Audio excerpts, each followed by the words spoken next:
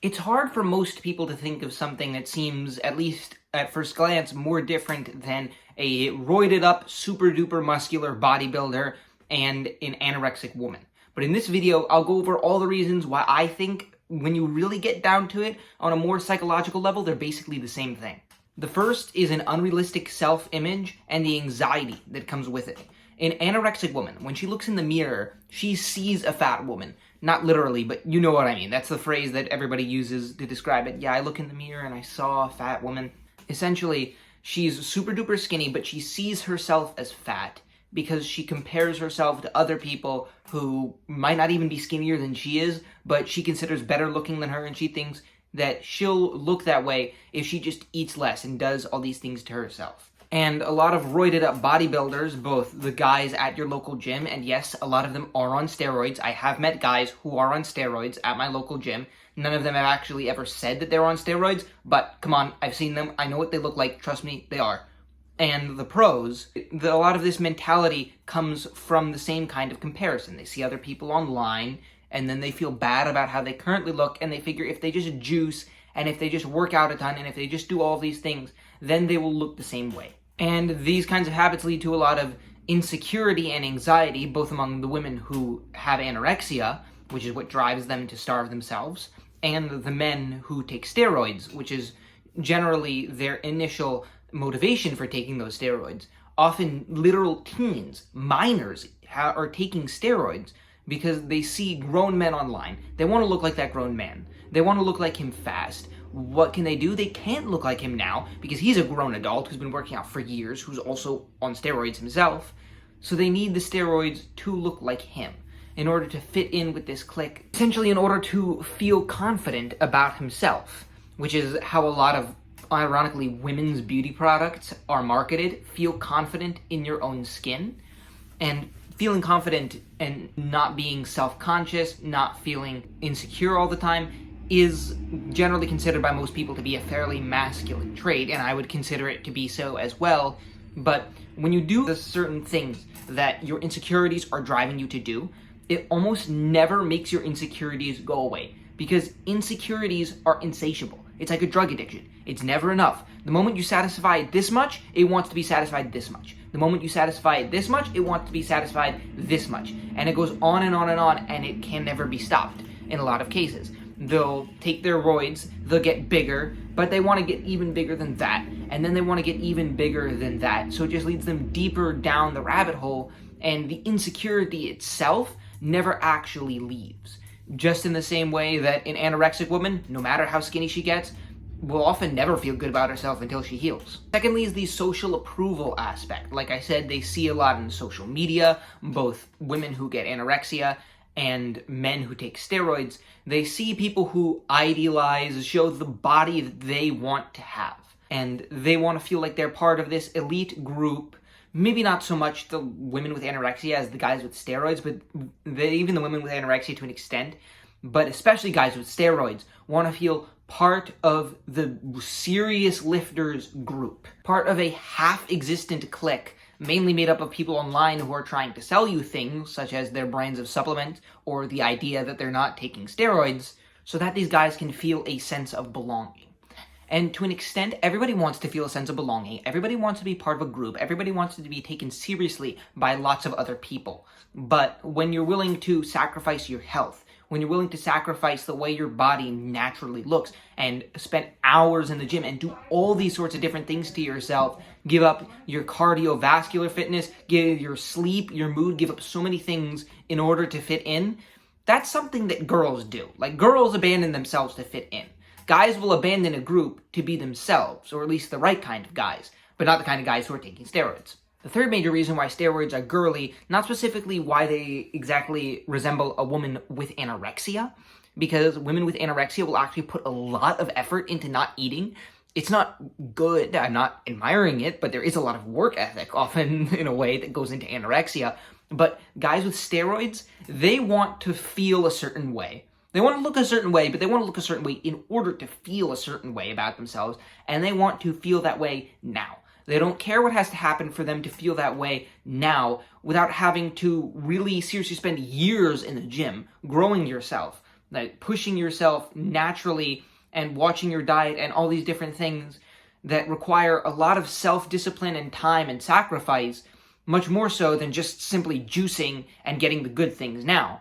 You'll sacrifice a lot later, like when you're 50, you'll probably have sacrificed your life, but now it's a lot easier than spending years and years in the gym to not even achieve the same total mass. So steroids almost in a way defeat the whole purpose, the whole manly in a way aspect of going to the gym, which is the effort, which is the sacrifice, which is the patience that it requires in order to see the results you want, knowing that things may be moving very slowly now, but in the future, come years in the future, you will look the way you want to, maybe not even always the way you want to, and you learn to accept that kind of maturity that it requires is the manly proving aspect of it.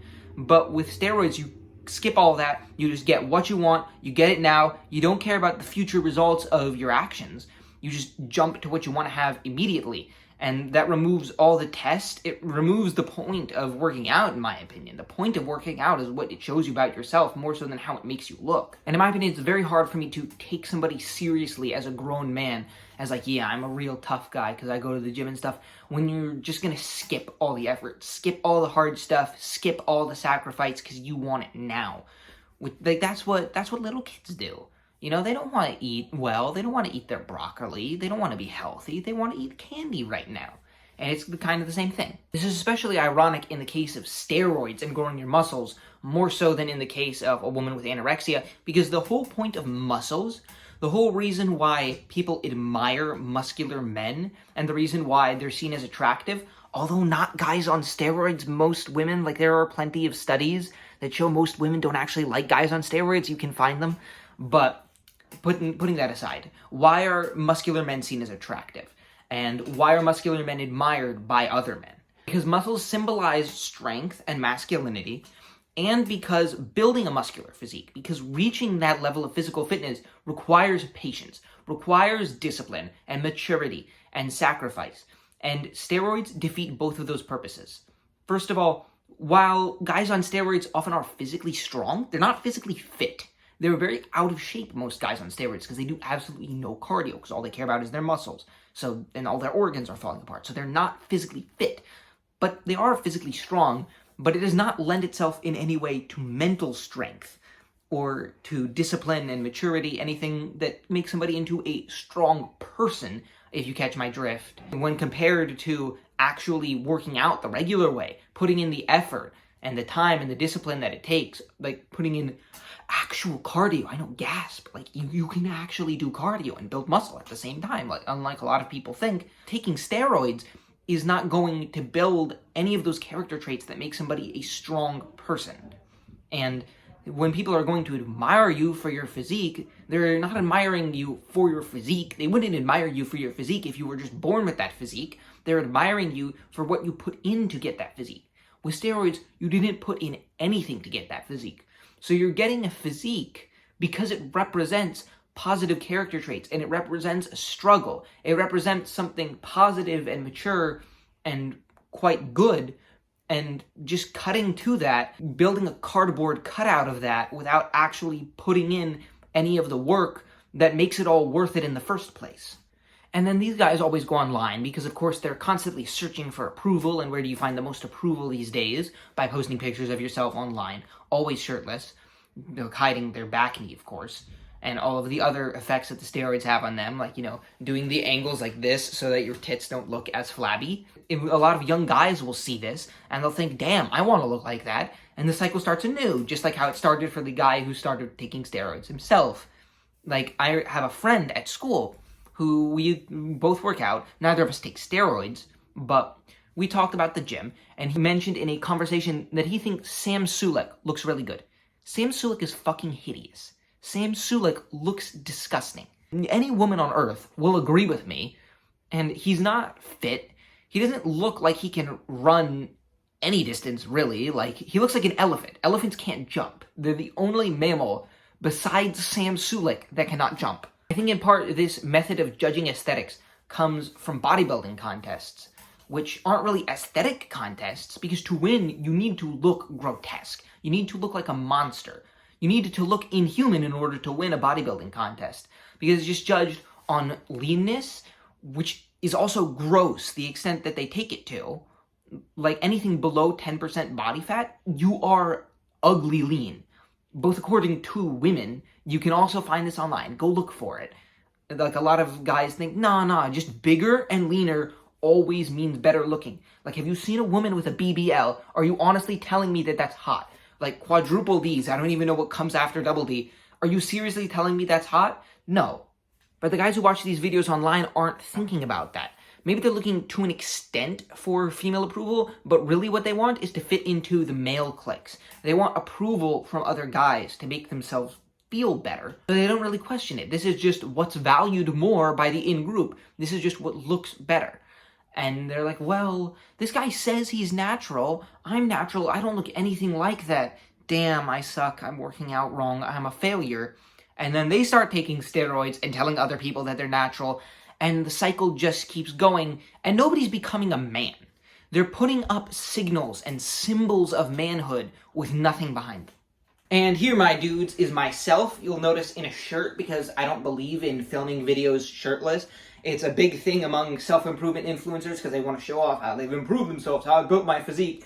But, you know, I'm religious. I'm not really into, like, this channel isn't even about, just look at me, look how macho alpha I am.